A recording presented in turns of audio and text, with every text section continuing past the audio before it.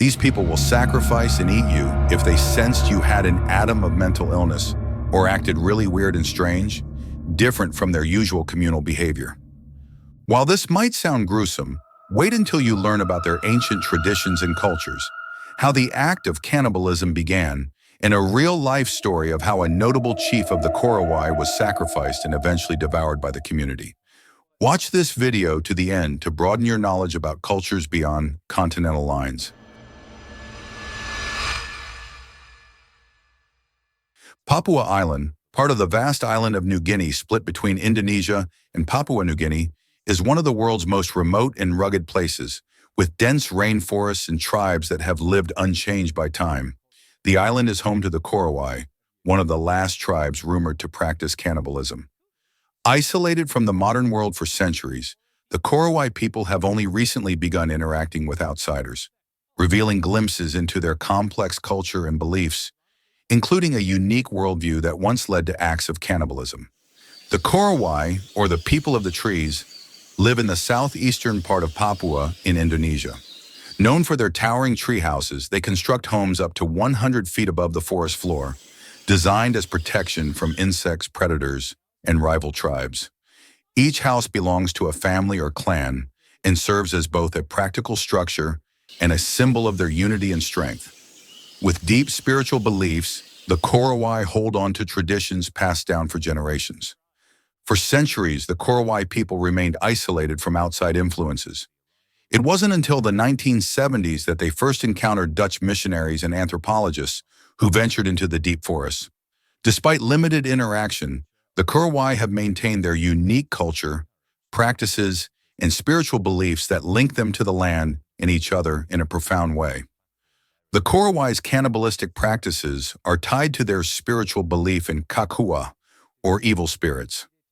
Unlike popular misconceptions, Korowai cannibalism wasn't born out of ritualistic or dietary needs.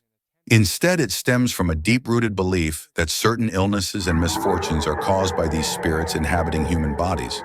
When a person fell sick or died mysteriously, the Korowai believed that a kahua had invaded the body, posing a threat to the community.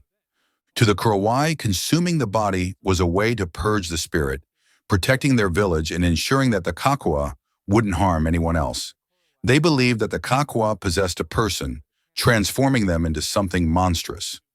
Identifying a kakua often involved accusations based on dreams or visions. Once someone was declared a kakua, tribal members viewed consuming them as a necessary and justified act of protection rather than aggression. Years ago, a Korowai chief named Bayak began experiencing a series of strange and inexplicable health issues. Villagers whispered that he seemed to be changing, becoming more withdrawn, muttering to himself, his eyes often staring vacantly into the distance. Some claimed that he was no longer the Bayak they had known. One night, he was seen wandering the forest alone, whispering to invisible presences. This behavior, in the eyes of the Korowai, was a troubling sign. After consulting with elders and seeking guidance through dreams, it was concluded that Bayak had become a kakua, a spirit of darkness that had invaded his body. The village gathered to discuss what should be done. Despite Bayak's condition, this was no small matter. To accuse someone of being a kakua was to mark them for death. But the Korowai believed that if a kakua was allowed to live, its evil would spread, bringing sickness and misfortune to the entire village. Over a dimly lit fire, the elders spoke solemnly, sharing stories of other kakua encounters and the consequences of failing to act. They resolved that for the safety of all, Bayak would be sacrificed to release the spirit and protect the tribe. The next day, the community prepared a ritualistic feast. To the Korowai, the ritual was both a purification and an offering, releasing the spirit trapped within Bayak's body. A group of men, close friends and relatives, were chosen to carry out the ritual, and the entire village gathered to witness the ceremony. This was no act of hatred or anger. It was, in their eyes, a deeply spiritual act performed with reverence, intended to protect the village from a powerful, malevolent force. The ritual was carried out with solemnity, and afterward, Bayak's remains were treated according to Korowai custom, with parts of the body consumed as a symbolic act. This consumption wasn't just physical, but was seen as a way of reclaiming the life force that the Kakua spirit had corrupted. For the Korowai, it was the only way to cleanse their community of the evil spirit they believed had invaded Bayek's soul. This story, passed down among the Korowai, captures the complex beliefs that once led to acts of ritualistic cannibalism. Today, many Korowai people no longer practice or believe in such rituals, especially as they encounter modern medicine and alternative explanations for illness. However, the story remains a powerful reminder of the ways in which deeply held beliefs and survival instincts shape human behavior. For the Korowai, cannibalism was never an act of cruelty. It was an attempt to protect and sustain their community in a world filled with uncertainty and mystery. As contact with the outside world increases, more Korowai have abandoned the Kahua belief, learning that diseases are not caused by spirits, but by bacteria and viruses. However, the memory of these practices lingers, offering outsiders a rare insight into the Korowai worldview, one that balances a respect for life with a deep fear of unseen forces. Speaking of unseen forces, are you subscribed to this channel yet? Or do you want those around you to begin to suspect you of being a Kakwa? Just kidding.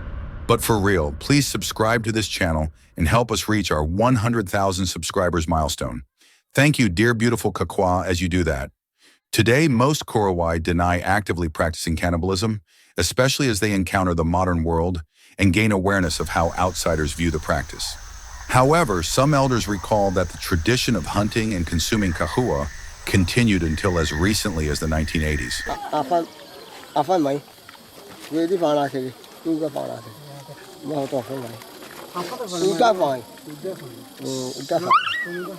This shift away from cannibalism is partly due to interactions with missionaries, government authorities, and explorers who have visited Papua and informed the Korowai of alternative explanations for disease and death.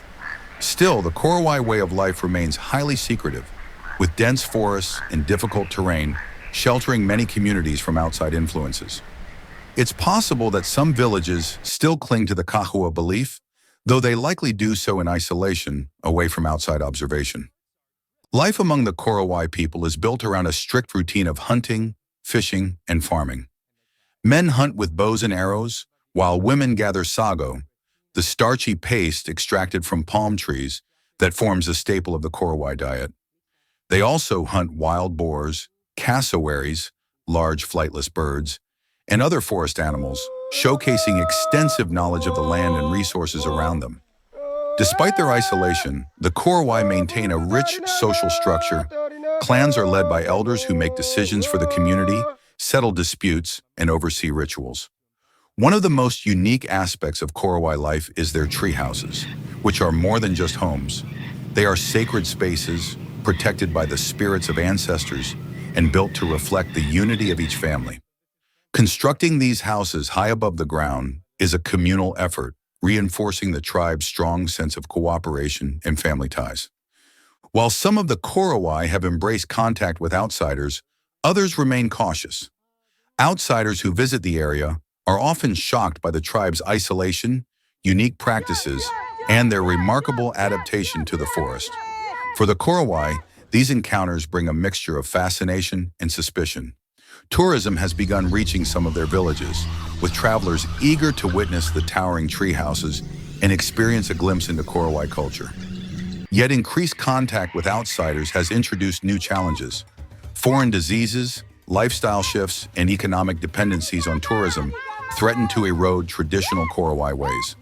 Some villagers now sell their handicrafts or accept tips from visitors, which has begun altering their self-sufficiency. The allure of outside technology has made its way into their villages as well, with some Korowai expressing interest in adopting certain aspects of modern life, like clothing or Western-style education. The Korowai's unique relationship with nature, their sense of spirituality, and their communal way of life offer insights into the diversity of human cultures.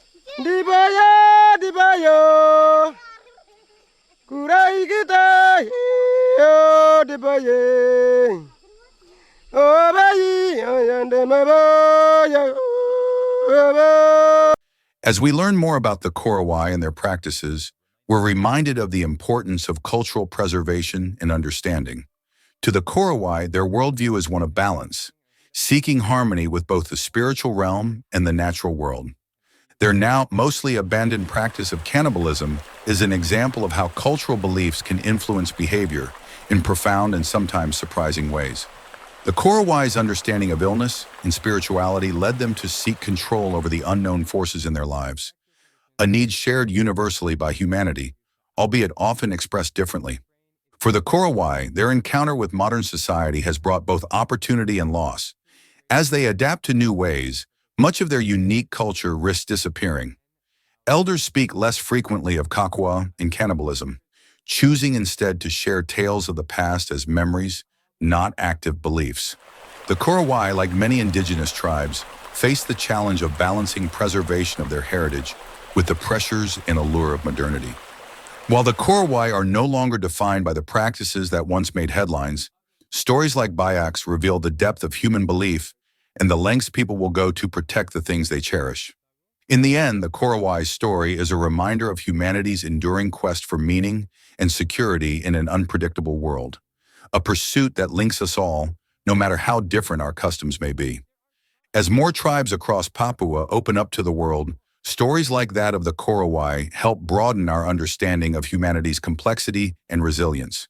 Their journey from isolation to slow integration presents an opportunity to learn from one of the world's last cultures untouched by modern influence, preserving the wisdom they hold before it fades away completely.